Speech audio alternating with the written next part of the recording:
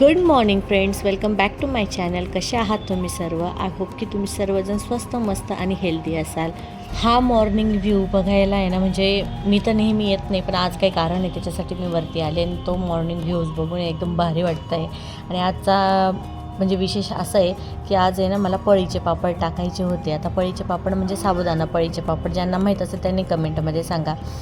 आणि तेच मी पहिल्यांदा करते म्हणून अगदी थोडासा अर्धाच किलोचा साबुदाणा करते मी फक्त.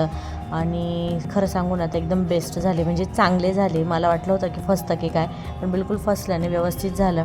काही गोष्टी आहे ना आपण म्हणतो की खूप अवघड असता होता की नाही, पण ते इतक्या सोप्या होऊन जातं. आणि म्हणजे फक्त करायला मनावर घेणं हे गरजेचं असतं. बाकी त्या गोष्टी कशा व्हायच्या ना हे तर आपल्यावरच असतं. आणि एकदा जर करायला घेतलं हातात आणि आपण जर इतकी म्हणजे एक हाऊसवाईफ आहे आपण आणि त्या गोष्टी होणार नाही असं तर काही शक्य नाही. म्हणजे मी तरी अनुभवले आजपर्यंत की जी गोष्ट हातात घेतली ना तर ती पूर्ण होते आणि छान होते. आणि पहिला अटेम्प्ट जर असला ना तर तेव्हा तर म्हणजे एक्सेप्टेशनच ठेवायची नाही का चांगलं होईल, पण तरीसुद्धा चांगलं होतं ना तर अजूनच भारी वाटतं. तर इतक्या माझ्या पापड्या माझ्या पूर्ण झाल्या आहेत. 1 तासानंतर मी खाली आले आणि हा बघा ना सकाळचा मॉर्निंगचा व्ह्यू, म्हणजे इतकं छान वाटत होतं ना, बाल्कनीतून हलूच वाटत नव्हतं. आता अजून एक गोष्ट, ज्यांना कोणाला प्लांटिंग आवडतं आणि ज्यांचे प्लांट्स व्यवस्थित होत नसेल ना, फुलांचे प्लांट्स आवडत असेल ना, त्यांच्यासाठी मी सांगते की ह्या महिन्यात आहे ना तुम्ही प्लांट्स लावू शकता आणि खूप छान ग्रोथ होते प्लांट्सची. खरं तर उन्हात ठेवा, म्हणजे फुलझाडे जितके असतात तितके उन्हात ठेवण्यासारखे राहतात.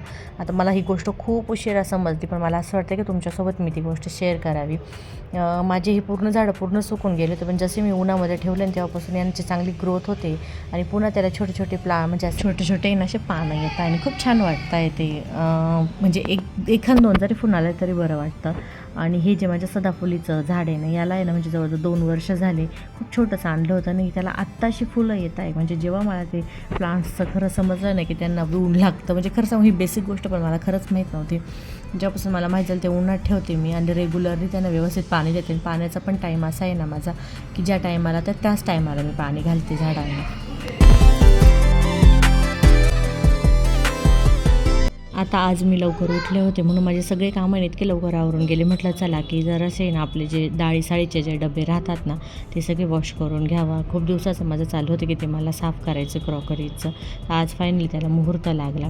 आता मला खूप म्हणजे हौस आहे, मला खूप वाटतं की हे आहे ना मी पूर्ण काचेचे कंटेनर लावायचे, पण फिंगर क्रॉस की तेही लवकर होईल. आणि दुपारच्या जेवणामध्ये मी आज मस्त खिचडी केली होती, कारण खूप दमलेली होती म्हणून साधंच जेवण बनवलं.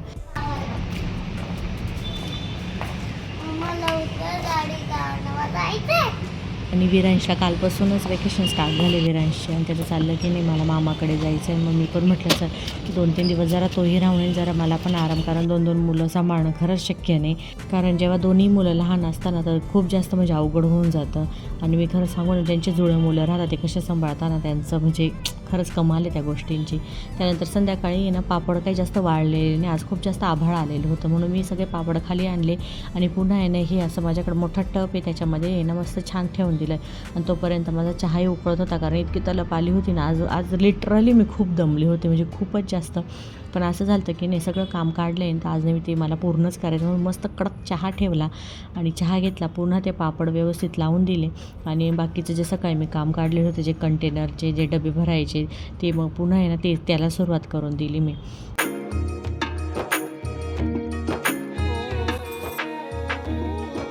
आधी तर मी साफ करून घेतलं, कारण दुपारी मला वेळच भेटला नाही. आणि नंतर सगळे कंटेनर्स मी ना म्हणजे जितके माझ्याकडं डाळ म्हणजे जितका माझा किराणा होता सगळा नाही का भरून घेतला मी. आधीचा जो याच्यातून रिकामा केलेला तोच पुन्हा भरला.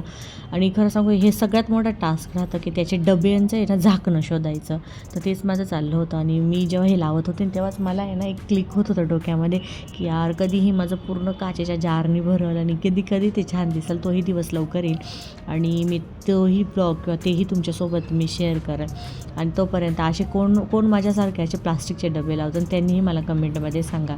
तर फायनली मी हे सगळं करून घेतलं.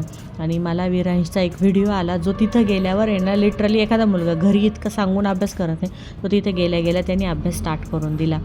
आणि मम्मी आणि माझ्या भावाच्या मुली ते तर त्यांना तितका आनंद होतो ना विरांश गेल्यावर, म्हणजे विरांश जसा मला त्रास देतो सेम तिथे पण तसाच देतो. पण तरीसुद्धा आहे ना त्यांना आहे ना असं वाटतं की कधी येतील, कधी यांना सुट्ट्या लागतील आणि केव्हा ते येतील. तर असा होता आजचा व्लॉग. अजूनपर्यंत कोणी सबस्क्राईब केलं नसेल तर प्लीज सबस्क्राईब करा, कारण तुमचं एक सबस्क्राईब माझ्यासाठी खूप मोठी गोष्ट आहे. लाईक करा, शेअर करा. भेटूया उद्याच्या ब्लॉगमध्ये. तोपर्यंत बाय.